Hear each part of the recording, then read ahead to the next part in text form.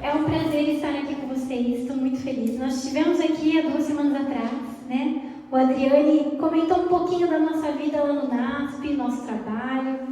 E eu estou muito feliz de estar aqui na igreja nessa manhã. É uma igreja tão bonita. Eu achei linda a igreja, aconchegante. É um lugar muito gostoso de estar aqui, essa igreja.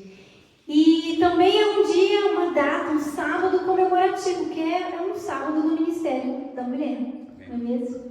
Um ministério tão especial e às vezes ele não é tão visível para algumas pessoas.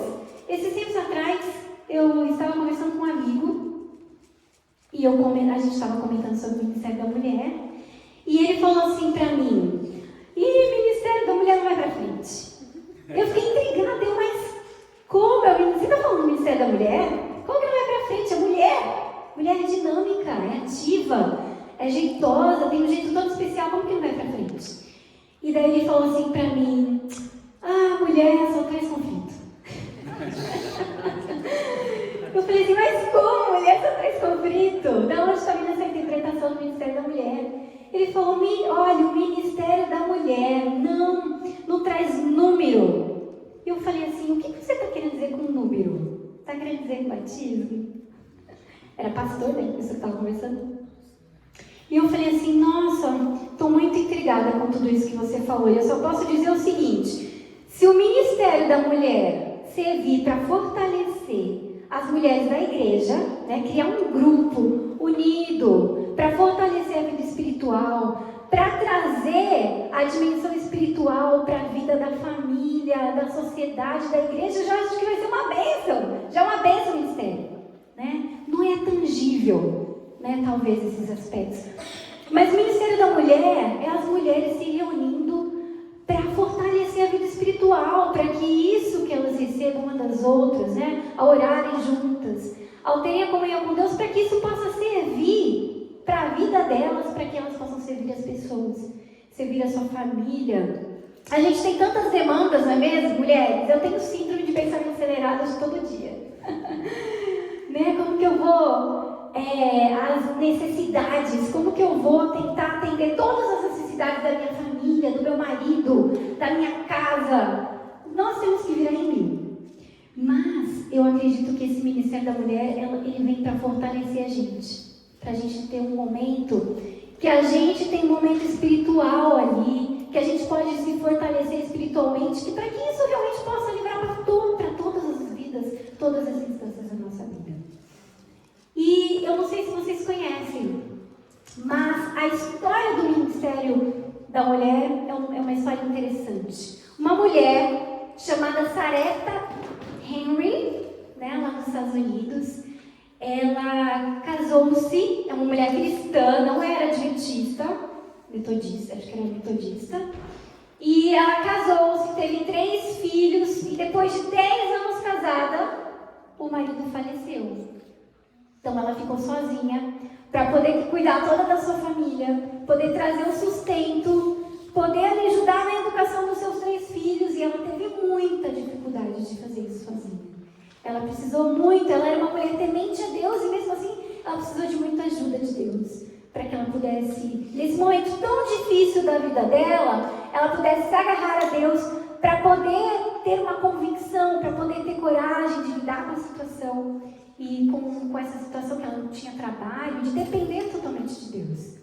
E é interessante que ao trabalhar a educação dos seus filhos, ela teve muita dificuldade com o seu filho mais velho. Seu filho mais velho, ele era influenciado pelos amigos. Ele ficou até tentado de ir com os amigos ao bar e ela ficou muito preocupada. E ela, pedindo auxílio de Deus, ela começou sozinha a estudar a palavra de Deus, estudar livros sobre a questão da educação, sobre a questão da família, sobre as necessidades da mulher. E a partir disso, ela teve uma convicção tão profunda que ela devia fazer algo pela causa das mulheres, que ela resolveu então criar a União da Temperança das Mulheres Cristãs. Olha que interessante. Ela teve uma convicção tão profunda que a vida da mulher é uma vida tão difícil que às vezes você tem que se dividir e você também tem que ter vários conhecimentos e você tem que prezar pelo conhecimento da sua família. preza pela família. Que ela então resolveu estudar e ela virou uma palestrante para as mulheres. Quando ela adoeceu, veio para Battle Creek, né? Veio ali para Battle Creek. Ela foi para o sanatório ali de Battle Creek, faleceu não, ela adoeceu. E ali ela pôde conhecer a mensagem adventista.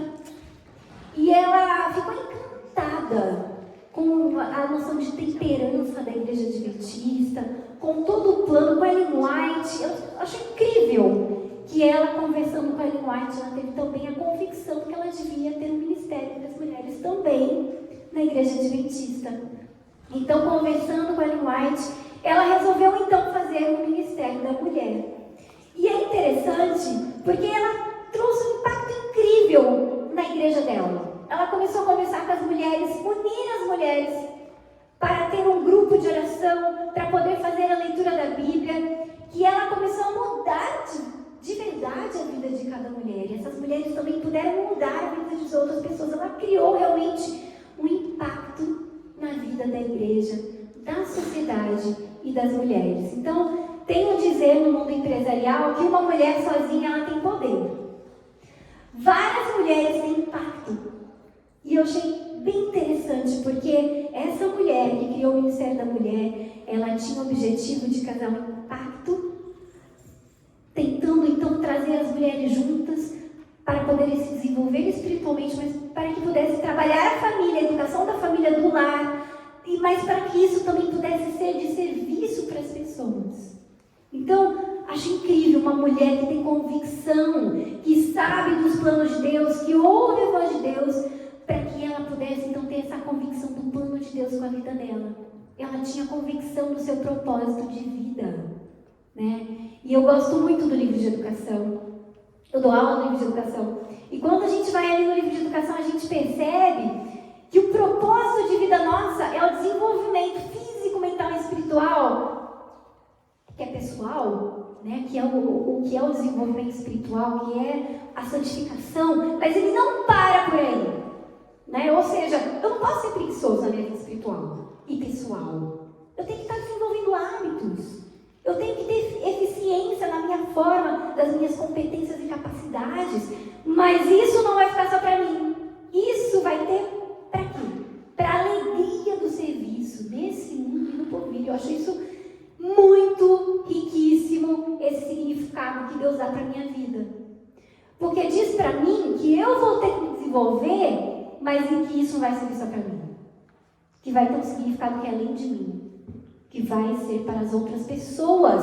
E eu acredito muito que esse Ministério da Mulher ele tem a ver com isso. Eu vou me desenvolver para a minha família, né, para a igreja, mas ele não vai ficar só comigo, esse desenvolvimento.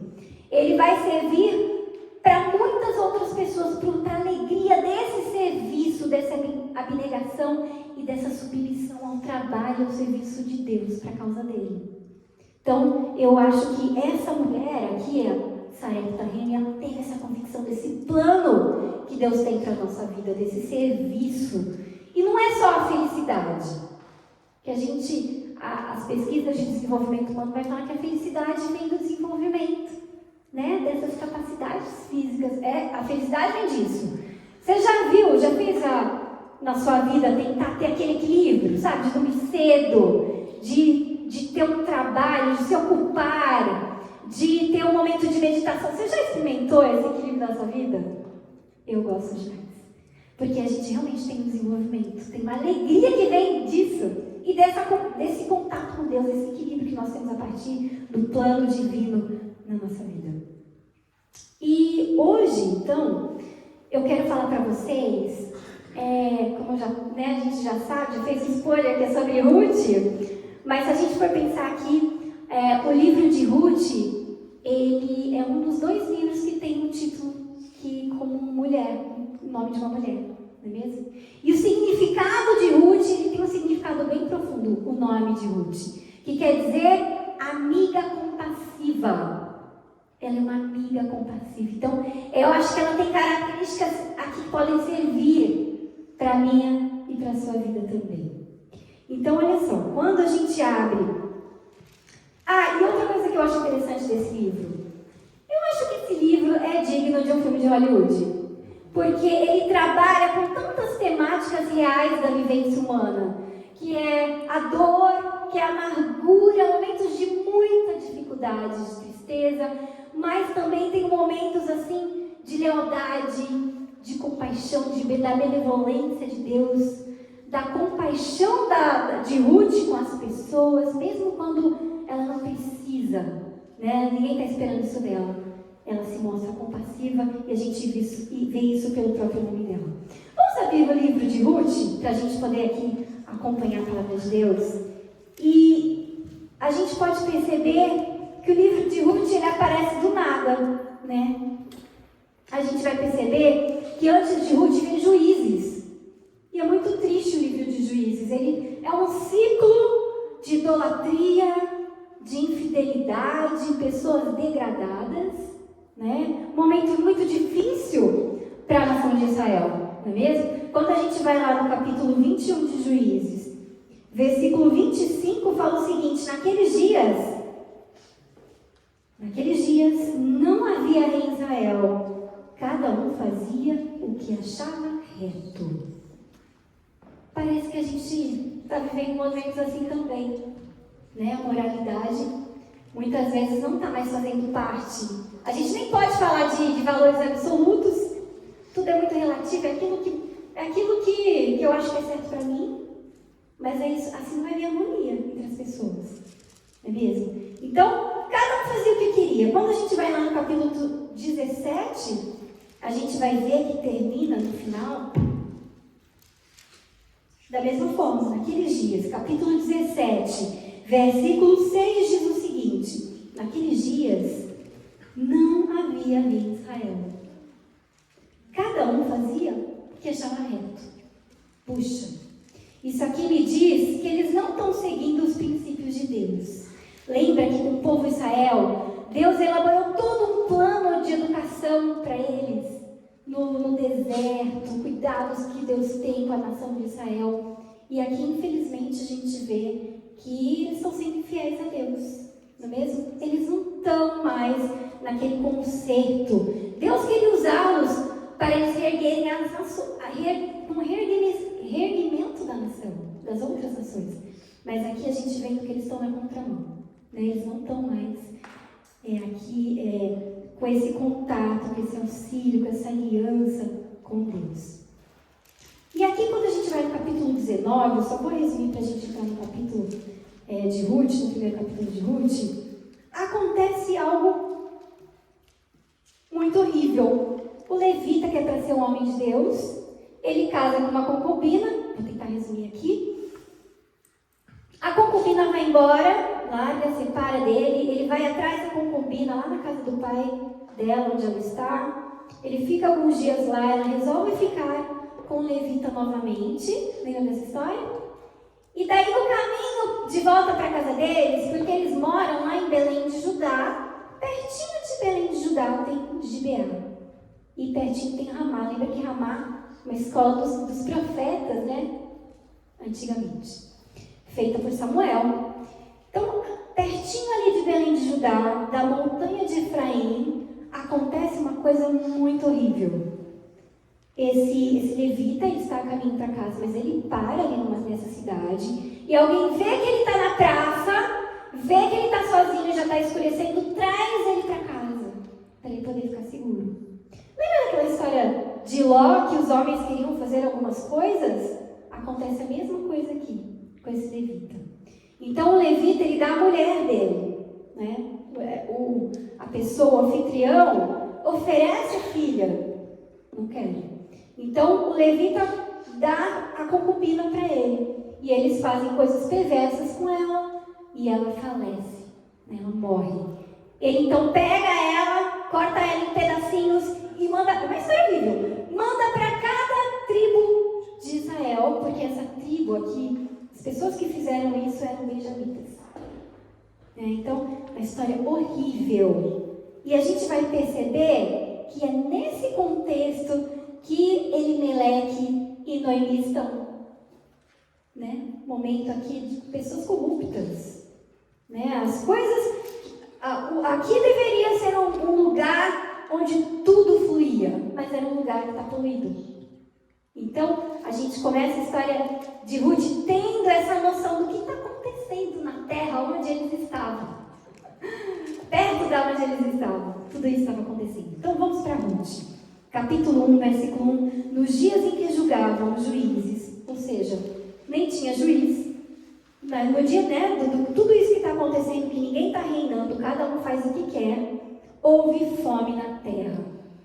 Então, eu percebo o seguinte, não é só infidelidade que está faltando ali para eles. Está faltando o quê? Comida. A terra de Belém, que é para ser a terra do pão, ironicamente, está faltando o quê? Pão. Está faltando. O que isso quer dizer? O que será que isso quer dizer? Maldição. Lembra Deuteronômio? Uma das maldições era o quê? Fome. A terra não ia produzir. Eles iam ficar com fome, né? Então a gente vê aqui que há fome na terra de Israel. E um homem de Belém de Judá, olha a história que eu contei para vocês, de pessoas perversas, saiu habitar na terra de Moabe. Olha que interessante. Lembra que Moabe não era uma nação, não era um povo muito querido, né? Era um povo hostil. A gente tem mais ou menos 200 passagens sobre os moabitas e todas elas não são favoráveis. Né? Não tem um olhar favorável sobre esse povo. Eles não podiam nem entrar no templo. Foram proibidos. Lembra que a história de Ló, as filhas, onde começou a nação moabita? Então, a gente percebe aqui que eles estão nessa terra. Né? Eles estão na terra que era para ser a terra de Deus, e eles vão para uma outra terra que não é a terra deles. Para você ver como que está a situação. Com sua mulher e seus 2 filhos, esses homens se chamava Elimeleque, que quer dizer meu Deus é rei, ou seja, Elimeleque, ele é temente a Deus. Olha o nome dele, que bonito. Meu Deus é rei. E a sua mulher, Noemi, que quer dizer o quê? Graciosa, amorosa. Pessoas tementes a Deus. Mas os filhos, olha como eles se chamavam. Malom, que quer dizer enfraquecido, e Quilom, aquele que falha. Eu não queria casar com Quilion, certo? O bom é que a Ruth casa com Malom, com o enfraquecido. E depois, mais pra frente na história, ela vai casar com quem? Com Boaz, que quer dizer força. Ufa, né? Então a gente vê aqui que os filhos têm nomes um tanto reveladores sobre, quem sabe, o que eles eram, como eles eram conhecidos. Então, e eram o quê? Efrateus, lá da terra, onde tudo aquilo está acontecendo. De Belém de Judá, olha só. O texto está querendo muito enfatizar a terra. Não está? Olha de onde eles são. Falou 2 vezes que nós estamos lendo essa narrativa. E falou 2 vezes de Belém de Judá, de onde eles são. Vieram à terra de Moabe e ficaram ali. Só que olha só, às vezes você quer sair de uma situação, você vai para outro lugar, começa de novo, e aquelas coisas ruins que estavam lá acabam se tornando mais ruins onde você está. E a gente vê aqui muita calamidade acontecendo. Morreu Elimeleque, marido de Noemi, e ficou com seus 2 filhos, os quais casaram com mulheres moabitas. Era o nome de uma órfã e o nome da outra Ruth. E ficaram ali quase 10 anos. Talvez eles foram para lá numa tentativa de ficar pouco tempo. Né? Olha, a gente vai para lá enquanto não tem comida na terra de Israel. Mas a gente já volta, vai ser por pouco tempo. Mas acaba que eles ficam 10 anos. E morreram também os 2 filhos, Malom e Quilion. Ficando assim a mulher, como que ficou Noemi? Desamparada de seus 2 filhos e de seu marido. Eu vivi situações muito difíceis na minha vida, mas eu nunca vivi isso. De perder um filho, de perder um marido, você perde o chão, você perde tudo que você tem. E naquela época, 2 coisas eram importantes: descendência, que mais? E terra. Ela perdeu tudo que ela tinha na vida dela. que era a possibilidade dela ter descendência, continuar o nome da descendência dela, e a terra também, porque ela não tinha mais filhos, não teria netos, né? Que perdeu tudo e ela está aqui desamparada. Então, e olha que ela saiu de um lugar ruim para tentar uma vida melhor, e chegando lá, ficou pior do que aquilo que ela tinha antes. Que difícil essa situação. Mas a narrativa continua. Então se dispôs ela, estou no versículo 6. Então se dispôs ela com suas noras e voltou da terra de Moabe. Portanto, ouviu falar que Deus se lembrava do povo, dando-lhe pão. Então agora ela resolve o quê? Voltar. Saiu, pois, ela com suas 2 noras do lugar onde estivera. Versículo 7. Indo elas caminhando de volta para a terra de Judá, disse-lhes Noemi. Puxa, Noemi devia ser uma pessoa muito querida, porque ela está falando assim, olha, eu estou dando a chance aqui de vocês voltarem. Voltem para a terra de vocês, para que vocês possam conseguir o quê? Maridos, aqui tem futuro. Então, ela conversa com elas, voltem, cada uma à casa de sua mãe, e o Senhor use convosco do quê? De benevolência, como vos usastes com os que morreram e comigo. A gente vai ver aqui na história de Ruth, que a palavra benevolência vai ser enfatizada algumas vezes, né? Essa característica que Deus é benevolente. E ela pede, então, para que elas voltem, e ela está fazendo uma oração, olha, voltem e que Deus seja benevolente com vocês, se vocês voltarem, quando vocês voltarem. Versículo 9, o Senhor vos dê que sejais felizes, cada um em sua casa, de seu marido, e beijou-as. Sabe o que eu acho interessante nessa narrativa agora no final do verso 9? Elas, porém, choraram em voz alta. Olha que interessante. Quando fala que o filho faleceu, que o marido faleceu, fala que ela ficou desamparada, mas não fala que ela chorou em voz alta. Mas aqui, ela devia ser muito amiga, eu acho, dessas noras. Não? Porque ela chama elas de filhas.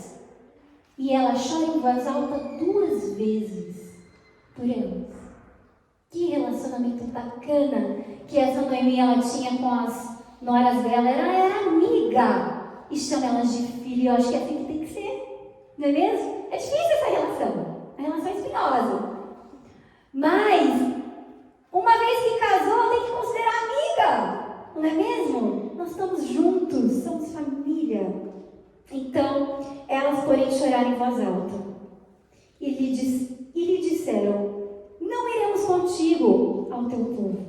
Porém, Noemi disse, voltai, minhas filhas. Por que ireis comigo? Tenho eu ainda no ventre filhos para que vos sejais maridos? Tornai filhas minhas. Versículo 12. Ides embora, porque sou velha demais para ter marido. Então, ela tem um diálogo aqui, e ela até começa, olha... ainda quando eu dissesse, tenho esperança, ainda que essa noite viesse marido e houvesse filhos, esperai vocês até que viessem a ser grandes? Abaster-vos de tomardes marido? Não, minhas filhas, porque por vossa causa a mim me amarga, e o Senhor tem descarregado contra mim a sua mão. Então, bem interessante ela comentar com elas assim, olha, volte, porque nem se eu casar hoje, nem se eu tiver filho, não tem mais jeito. O que ela está querendo dizer aqui? Ela está querendo dizer assim, olha, aqui não vai sair casamento não é mesmo? Ficar comigo, você vai ter que abrir mão de ter marido, não é mesmo? Você vai ter que abrir mão de ter marido, de ter família, você vai ter que abrir mão de algumas coisas, voltem. E daí é bem interessante, porque daí a gente vai ver no versículo 16, do capítulo 1. Disse, porém, Ruth, não me instes para que te deixe, me obrigue a não seguir-te, porque aonde quer que fores, irei eu. E aonde quer que pousares, ali pousarei eu. O teu povo é o meu povo, e o teu Deus é o meu Deus. E aqui a primeira lição que eu acho importante para a minha vida, para a sua também, ela era uma mulher do quê? De convicção, uma convicção do alto, uma uma convicção que vinha de um relacionamento com Deus, não é mesmo? Ela tinha convicção dos planos de Deus e como Deus estava guiando a sua vida. E eu acho isso incrível, porque aqui, eu acho que a decisão lógica, qual que era a decisão lógica aqui? Ela era voltar, ela não ficar, ela voltar, constituir família, dar sequência na vida dela, não ficar lembrando dessa tristeza, começar a zerar a vida, não é mesmo? Mas aqui a gente está vendo que não, ela teve uma convicção de que Deus queria que ela ficasse ali, que ela continuasse ali, que ela continuasse com Noemi, que ela cuidasse de Noemi, uma convicção que vinha do alto, uma convicção que vinha de um relacionamento com Deus. Quando a gente vê a história de Sarepta Henry, que começou o ministério da mulher, sabe o que mais me chama a atenção naquela história? Que ela tinha uma convicção, que ela devia fazer algo por Deus, para as pessoas, que o propósito dela não estava para ela só educar o filho dela e ficar feliz, mas que o propósito dela estava além com as pessoas, ter um propósito de Deus na vida dela, seguir o propósito de Deus. E aqui a gente vê Ruth indo contra a maré, abrindo mão de ter um marido, para poder o quê? Para poder seguir os planos de Deus. Ela sentiu que ali repousava a mão de Deus sobre a sua vida, que aquele era o seu plano. Você já pensou na sua vida? Porque a Ruth, ela é uma estrangeira. E a gente vê que toda hora está escrito assim, Ruth, a Moabita. Por que ele está falando isso toda hora? Para a gente lembrar que ela não está numa terra que é dela. Que ela é estrangeira ali, as pessoas têm um olhar sobre ela. Ela não é do povo escolhido. Ela é daquele outro povo lá bem hostil. Não é mesmo? Mas Deus chama essa mulher e ela tem uma convicção de seguir esse propósito que Deus tem para a vida dela. E você? Você tem essa convicção nesse plano de Deus? Você está certa dos planos que Deus tem para a sua vida? E você abre mão de muitas coisas. A gente tem que abrir mão de algumas coisas. Às vezes do tempo nosso, para poder ter comunhão com Deus. Às vezes de outras coisas, de bens, né? Porque a gente, para pensar o próximo, para gastar nosso tempo com as outras pessoas, para seguir o propósito de Deus e o plano de Deus. Será que a gente tem essa característica enraizada como princípio do nosso ser? Eu estou percebendo que a gente tem. Ela tem os princípios de Deus, a mão de Deus, a guia de Deus, e está nela, está na vida dela e com os planos dela. E aqui ela se submete aos planos que Deus tem para ela, abrindo mão de um marido, de um lar. Eu fico pensando, nossa, será? Porque para mim era tão importante casar. Para mim era tão importante ter família, porque meu pai e minha mãe são muito família. Eles têm um relacionamento incrível. Não é perfeito, mas é incrível. Eles têm um relacionamento muito bonito. Os dois trabalham para Deus. Minha mãe também gosta de pregar, meu pai também é animado, ele é pastor. E eu fiquei pensando, gente, eu precisava casar na minha vida. Precisava constituir família. Mas ela, nesse momento, ela seguiu o plano de Deus. Que talvez não era aquele momento. Então, e outra coisa, sabe o que eu gosto muito? Tem uma frase que fala o seguinte: grandes convicções. Será que eu não estou falando alto, gente? Porque às vezes meu marido fala, eu baixo o som. Eu acordo todos os dias de manhã. Quer dizer, fala 8 oitavas aqui, sabe? Então, estava dizendo assim que grandes convicções levam a grandes ações. Olha só, a mulher de Sarepta que começou o ministério da mulher. Ela teve grande convicção, que levou um grande desejo de ter um ministério todo especial, único e singular para as mulheres. E isso levou ela à ação. A grande convicção dela não ficou guardada no coração dela. Levou ela à ação. Grandes convicções levam a grandes ações. E como que a gente vê isso aqui em Ruth? A grande ação de Ruth é o seu voto de lealdade. Não é mesmo? Ela faz um voto de lealdade. Aonde você for, eu irei. O teu Deus vai ser o meu Deus. A ação dela de lealdade, grandes convicções dela levou essa grande lealdade pela causa de Noemi. Muito Então, depois a gente vai ver então que elas resolvem ir para Belém. Vamos ver aqui versículo 20 agora, no capítulo 1. Porém, ela lhes dizia, quando ela chegou então, lá na cidade, né, de Belém, as pessoas começaram a chamar ela do quê? De Noemi. Oh, olha, Noemi chegou, nossa, Noemi é graciosa, amorosa. E o que ela vai falar no versículo 20? Chame-me Mara, porque grande amargura me tem dado o Todo-Poderoso. Ditosa eu parti, porém o Senhor me fez voltar pobre, porque pois me chamareis Noemi, visto que o Senhor se manifestou contra mim, o Todo-Poderoso me tem afligido.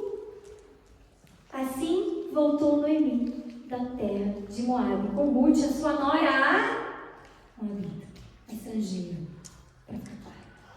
para ficar em garrafais aqui na Bíblia. Eu acho tão interessante aqui esse trecho, é que Noemi, ela sabe que Deus é todo poderoso na vida dela, ela tem essa convicção?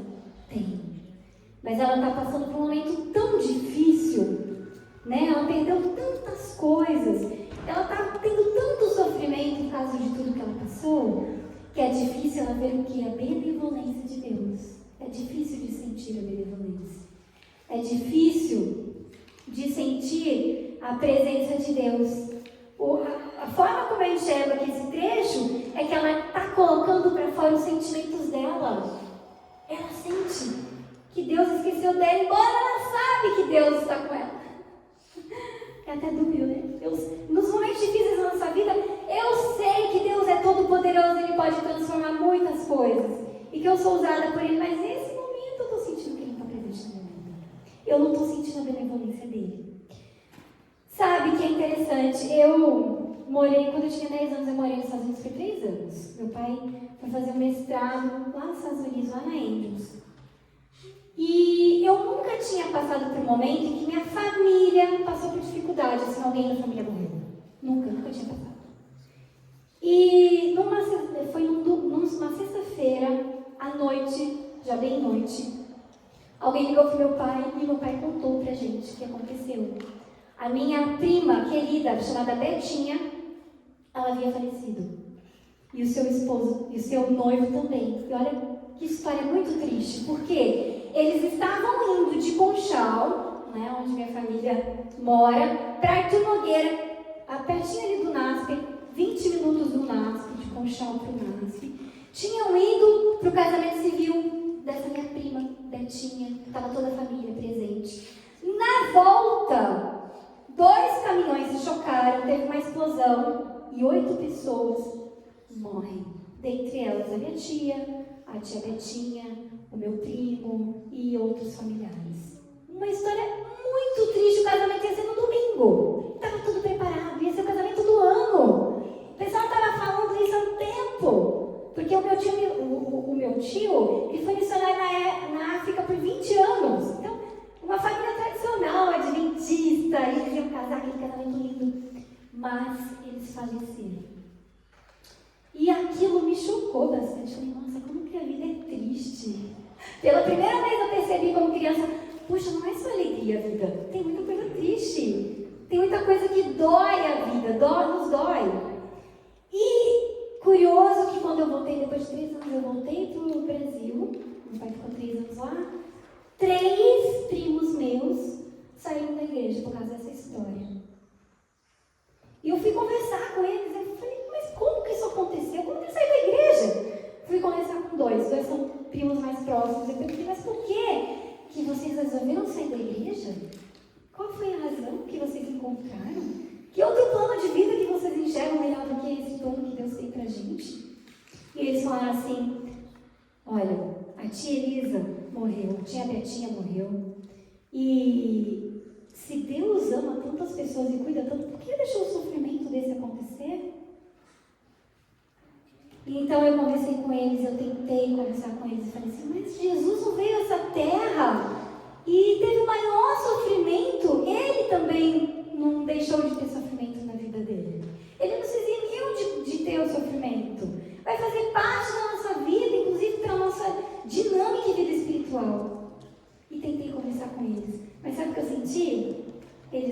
sentiam a presença e benevolência de Deus na vida deles.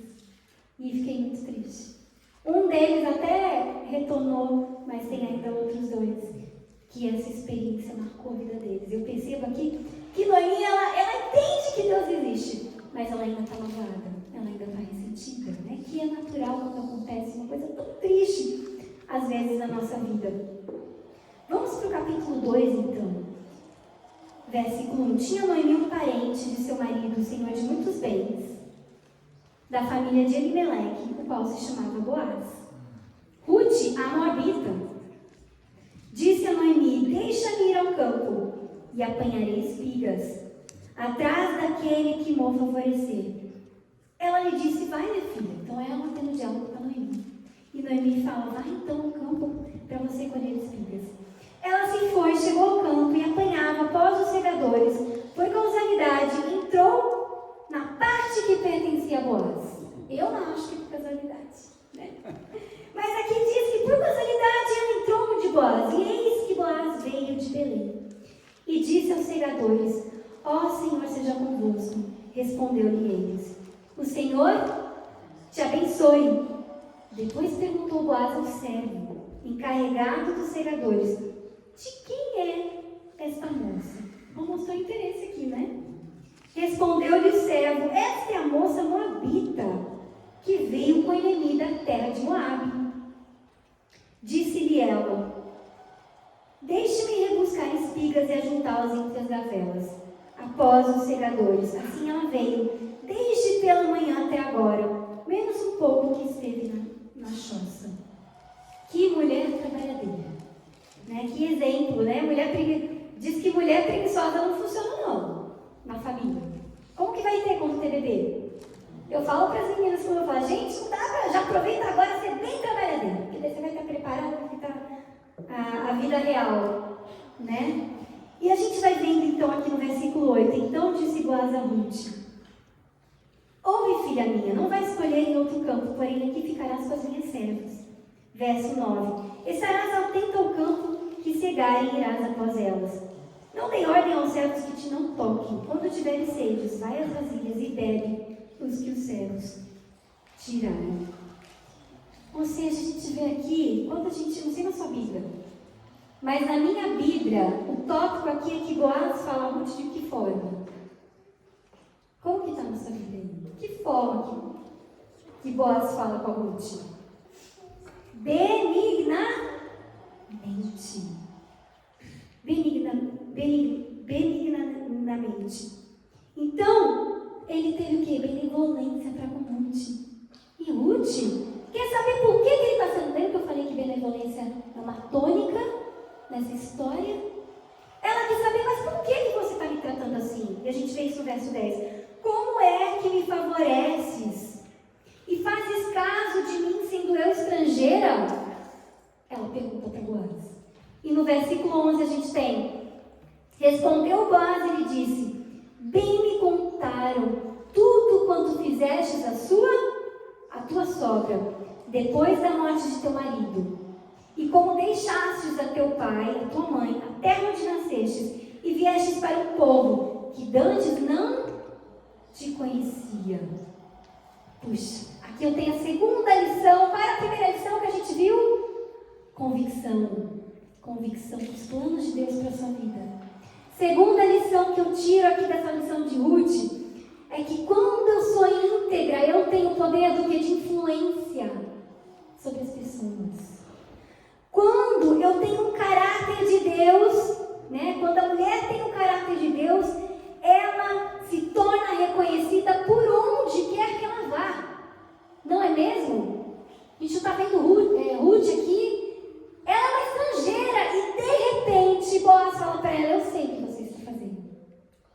Eu reconheço as suas ações. E eu reconheço. Qual que é a ação que ela está sendo aqui? Qual que é a ação que ele fala? Acho que ele não fala, mas tem implícito aqui. É a ação da benevolência. Ela está sendo benevolente com a sua sogra, porque ela está cuidando dela. Ela não voltou, ela ficou para cuidar. Ela foi benevolente com Noemi. Então, para mim, a segunda lição é que quando eu sou íntegra, eu sou reconhecida pelas pessoas. Sabe por quê? Porque o exercício da bondade, o exercício do amor é a bondade. Não é mesmo, benevolência? O exercício do amor estão nas minhas ações, na minha bondade. E aqui a gente vai ver isso. As suas ações, elas são boas. Elas são benevolentes. E sabe o que isso diz para mim? Que Ruth, ela reflete aqui os atributos, as virtudes de Deus na sua vida. Ela não só se interessa pelo Deus de Israel. Ela o quê? Ela contempla na sua vida as virtudes de Deus. Por isso que é tão importante, quando a gente ouve um sermão, quando a gente ouve uma história, o que chama muito a atenção nossa? As virtudes das pessoas que nos tocam. É o amor, é a compaixão que nos tocam. Porque a pessoa reflete o que? A glória infinita de Deus. E aquilo me toca. As nossas emoções são capazes, então, de mover não só a nossa mente, mas mover o nosso coração, todo o nosso ser. Porque o conhecimento, ele vai tocar minha mente, minha capacidade de refletir sobre. Mas quando eu sou tocado, toca todo o meu ser. E isso pode se tornar parte de mim. Não é mesmo? Então, para mim, isso aqui é muito forte. De eu estar íntegra. De eu realmente viver a compaixão e a benevolência na minha vida com todas as pessoas. E eu acredito que o Ministério da Mulher, ele tem esse ministério de cuidado umas com as outras. De cuidado com as pessoas. De eu ter as virtudes na minha vida, para que isso possa ser resplandecer. Para que eu possa refletir a glória infinita de Deus com o meu filho, com a minha filha, com as pessoas que eu entro em contato. E ela também é estrangeira, né? Nós vivemos aqui no mundo como estrangeiros. E Deus utiliza, então, essa mulher para que ela possa ser reconhecida por meio do seu caráter. A gente vai continuar, então, aqui a narrativa. Então, a gente vai para o versículo 20. Na verdade, acho que o 18. Então, lhes disse a sogra: onde colheste hoje? Né? Depois que a Boaz disse para ela, né, que ela é benevolente, que ela fez tantas coisas pela nora, que ele reconhece isso. A gente vê no versículo 19: então, lhes disse a sogra: onde colheste hoje? Onde trabalhastes? Bendito seja aquele que te acolheu favoravelmente. Então, Ruth, ela então conta a sogra, onde havia trabalhado, e disse: o nome do Senhor em cujo campo trabalhei é Boaz.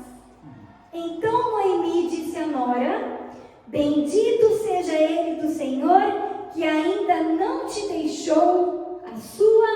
O que está escrito aí na sua Bíblia? De ser leal e bondoso. Benevolência. Que é a mesma coisa, isso mesmo. Obrigada. Puxa, então aqui a gente percebe o que aqui Noemi, pela primeira vez, ela está reconhecendo a benevolência de Deus. Quando a gente volta um capítulo antes, a gente vê que ela fala assim, olha, quando a gente volta ainda antes, no começo da história, ela fala assim, meninas, voltem para que Deus tenha benevolência com vocês. Daí mostra ela amargurada que, olha, eu não me chamo mais Noemi, eu me chamo agora Mara, porque Deus se manifestou contra mim, o Todo-Poderoso tem afligido. Mas agora aqui a gente percebe a narrativa dela mudar.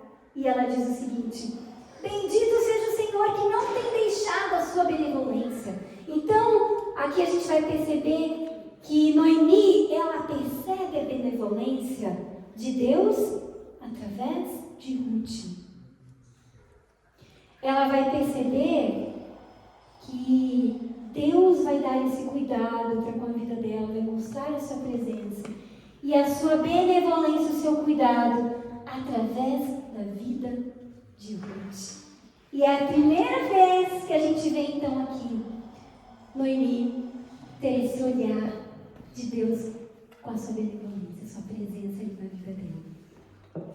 Então a gente continua e a gente vai ver que realmente Noemi aqui no capítulo 3, ela é uma sogra casamenteira, porque ela falou com as noras, voltem, vocês precisam casar.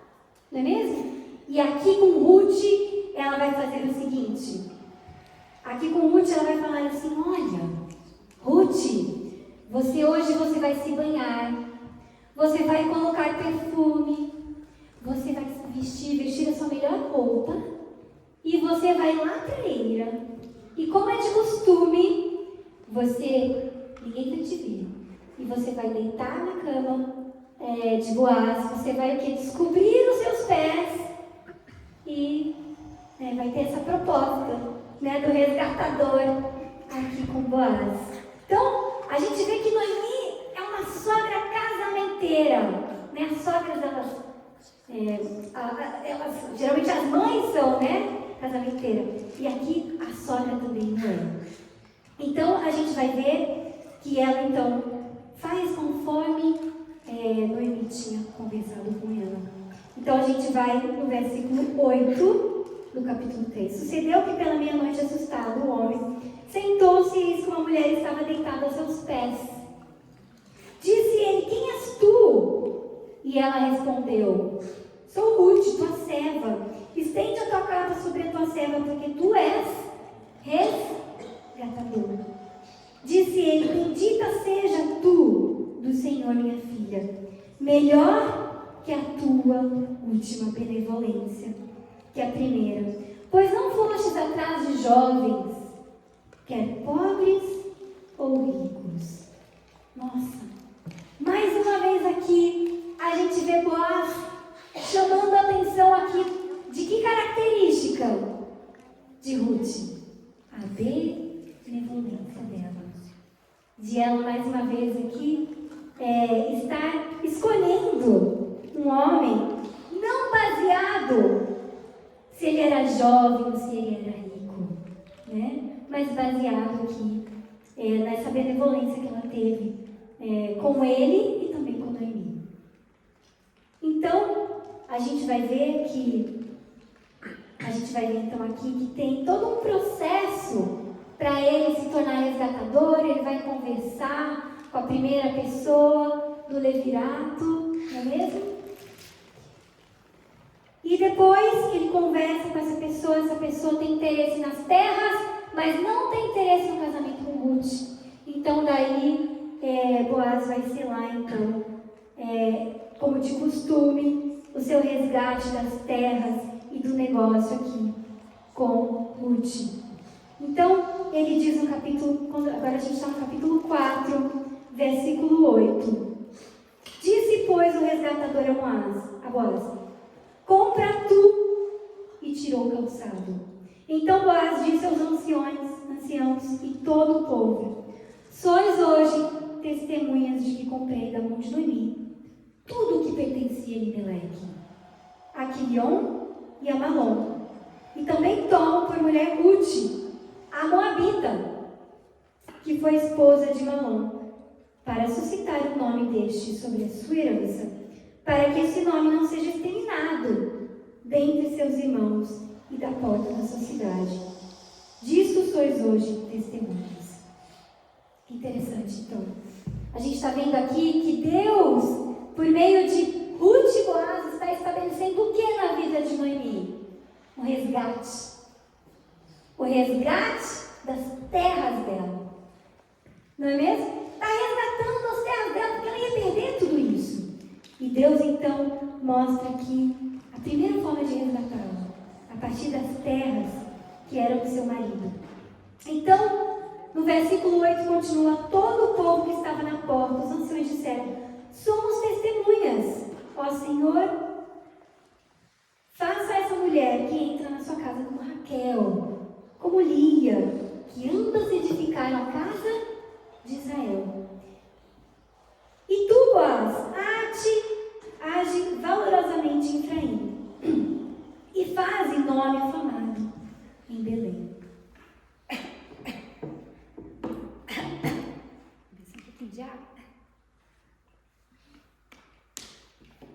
Então a gente vai ver aqui, no versículo 13, que a gente já está no finalzinho da história. Capítulo 4, versículo 13. Assim tomou Boaz a Ruth, e ela passou a ser sua mulher, coabitou com ela. E o Senhor lhe concedeu concebesse e teve um filho. Então as mulheres disseram a Noemi: seja o Senhor bendito, que não deixou hoje de te dar um neto, que será o teu resgatador. E seja famado em Israel o nome destes. Ele será seu restaurador da tua vida e consolador da tua velhice. Pois tua nora, que te ama, o deu à luz, e ela é melhor do que 7 filhos. Noemi tomou o menino e pôs no regaço, e entrou a cuidar dele. As vizinhas lhe deram um nome, dizendo: a Noemi nasceu um filho, e lhe chamaram Obed, e esse é o pai de Jessé, pai de Davi. Eu acho que isso faz isso. Porque Deus, Noemi perdeu tudo nessa história, perdeu tudo, né? Ela perdeu a descendência e perdeu a terra. Mas a gente vai ver agora no final que Deus é benevolente, porque Ele restitui muito mais do que aquilo que ela perdeu. Muito mais. Ele resgata. Ele é um Deus resgatador da nossa vida, e Ele vai resgatar a vida de Noemi de uma forma incrível, dando as terras e um filho da linhagem de Jesus, da linhagem de Davi, da linhagem real. Então a gente vai perceber aqui que Ruth é uma personagem incrível nessa história. Ela é uma mulher de valor, porque a gente percebe que o povo estava infiel, o povo estava num momento difícil. Eu acredito que Deus não conseguiu utilizar ninguém daquele povo. Um povo infiel, um povo com coração duro, um povo degradado. E a gente tem do nada aqui a história de Ruth que aparece. Todo mundo está fazendo coisa errada, mas a gente tem uma pessoa que é íntegra, que é a Ruth. E a Ruth, ela vai fazer totalmente contrário do que o povo de Israel faz. Ela vai ser leal. Olha a lealdade para com Noemi e para com Deus. Ela vai ter benevolência das pessoas. Ela vai se importar com as pessoas. E ela vai ter a terceira missão, ela vai ser resgatadora. Ela vai resgatar uma nação inteira.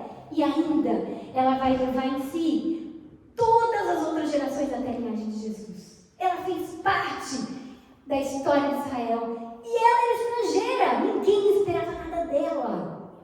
Mas Deus, a partir da sua vida, Deus pôde resgatar a vida de Noemi.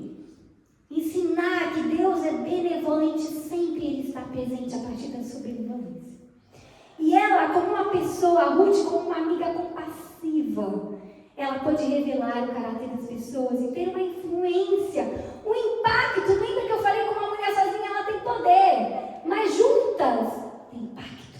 E aqui a gente vê que Noemi e Ruth, trabalhando juntas ali, umas vão aprendendo com a outra, e o caráter de Ruth ali, ele serviu, né, no meio de uma nação corrupta, para que ela pudesse ser usada como agente de salvação ali para aquelas pessoas e para a vida de Noemi. Então, se a gente for relembrar alguns aspectos desse sermão, quero que a gente tenha em mente que eu me sinto uma estrangeira aqui. Eu sou estrangeira, né?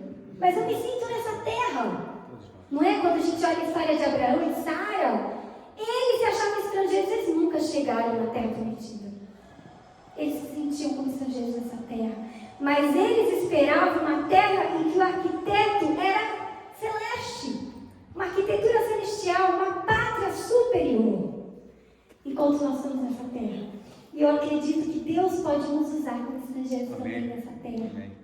Aqui da Inglaterra também, para que nós possamos primeiro, como Ministério da Mulher, nos unirmos. Não sermos desunidas, mas nos unirmos com uma rede de apoio. Nós precisamos de rede de apoio. Nós temos muita coisa que nós temos que lidar na nossa vida. E temos que ter sabedoria e pedir discernimento a Deus. É uma caminhada longa educar um filho. O pessoal brinca, diz que filho é bom, mas dura. Uma caminhada longa formar um filho. É uma caminhada longa. Estar todo momento construindo um lar agradável, divino, não é mesmo? Então, a primeira coisa que nós possamos ter convicção na nossa vida dos planos de Deus, que nós possamos ter uma abertura uma disposição para não pensarmos em propósitos apenas pessoais. Porque com propósitos pessoais a Ruth não teria ficado, ela teria voltado para a terra dela.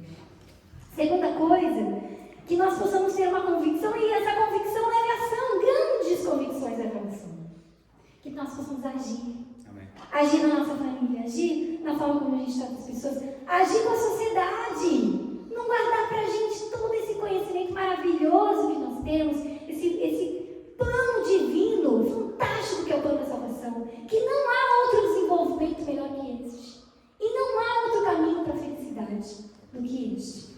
Então, que também nós possamos ser pessoas íntegras, para que possamos ser canais de influência, instrumentos de influência, para que nós possamos ser reconhecidas como pessoas íntegras e benevolentes. Que nós possamos também resgatar as pessoas e ser agentes da salvação. Que nós possamos servi-lo da melhor maneira, para que realmente possamos crescer nossa graça, no seu conhecimento, possamos ter a sua dignidade e o seu poder na nossa vida, para servir de agente de salvação. Convido hoje você, para que você possa pensar nisso, que você sim pode ser agente de salvação. E o ministério da mulher pode sim construir a vida das mulheres, para que elas possam ser canais de bênção na vida dos filhos, canais de bênção na vida do marido. A cooperação ela é tão importante, a colaboração no princípio divino. O princípio divino trabalha com ordem, com organização, com equilíbrio do caráter, com a temperança, e trabalha com cooperação. Que nós possamos envolver nesse ministério, sermos colaboradores do ministério de Deus, colaborarmos uns com outros, que nós possamos ter um nome de amiga compassiva. Amém. Com a minha família, Amém. com as pessoas. Que Deus possa fazer morada no seu coração. Amém. E que a benevolência possa ser um princípio do seu caráter. Assim seja. Assim seja. Amém. Amém. Vamos orar? Oração? Querido Deus, estamos hoje aqui buscando conhecê-lo mais, para que possamos refletir o teu caráter de amor. Amém. Seja conosco. Estamos aqui nesse mundo de passagem, mas que nossa vida possa ser útil, para que possamos ser realmente instrumentos na tua mão. Assim seja. Que possamos buscar conhecê-lo mais, que possamos ter sede e o desejo de conhecê-lo. Desse desejo no nosso coração, de conhecermos cada dia mais, para que o nosso lar possa ser uma atmosfera do Senhor. Amém. Para que o nosso coração também possa ter a habitação sua, e que todas as virtudes possam estar em nós, para que elas não sejam só para nós, mas para que nós possamos revelá-las às pessoas e revelar a tua glória infinita a cada momento. Amém.